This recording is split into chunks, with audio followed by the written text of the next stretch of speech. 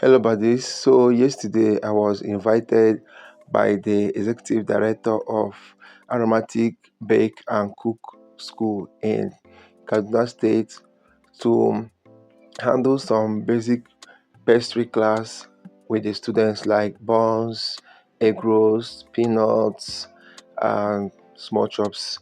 So, we were able to do all of those things. So this was the bonds class with the students. The level of unison and understanding, cooperation with the students was so massive, and the students were so engaging.